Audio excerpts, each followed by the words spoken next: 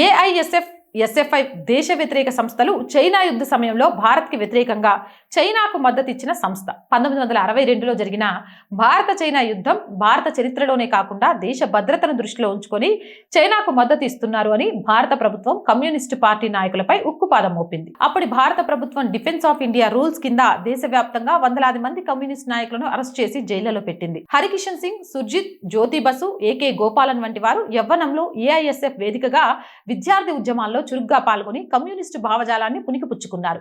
1962 యుద్ధ సమయంలో అరెస్ట్ అయిన కమ్యూనిస్టు నాయకులందరూ ఏఐఎస్ఎఫ్ ఎస్ఎఫ్ఐకు చెందిన వారే. ప్రభుత్వం సీనియర్ కమ్యూనిస్టు నాయకులను డిఫెన్స్ ఆఫ్ ఇండియా రూల్స్ కింద అరెస్టు చేసినప్పుడు ఏఐఎస్ఎఫ్ దేశవ్యాప్తంగా నిరసన ప్రదర్శనలు చేపట్టింది. జ్యోతి బసు, హరికిషన్ సింగ్, సుర్జిత్, పి సుందరయ్య వీరు 1970లో ఎస్ఎఫ్ఐ ఏర్పాటులో కీలక పాత్ర పోషించారు.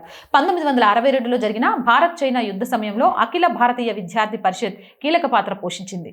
ఆ సమయంలో విద్యార్థులను దేశభక్తి మార్గంలో నడిపించడంలో వారు క్రియాశీలకంగా వ్యవహరించారు. యుద్ధ రంగంలో ఉన్న సైనికుల కోసం నిధులు, దుస్తులు, ఆహార పదార్థాలను సేకరించి పంపడంలో ఏబీవీపీ కార్యకర్తలు చురుగ్గా పాల్గొన్నారు. గాయపడిన సైనికుల కోసం పెద్ద ఎత్తున రక్తదాన శిబిరాలు నిర్వహించారు. సంక్షిప్తంగా చెప్పాలంటే ఆ క్లిష్ట సమయంలో యువతకు దేశ సేవకు మళ్లించడంలో ఏబీవీపీ ఒక గొప్ప వేదికగా పనిచేసింది.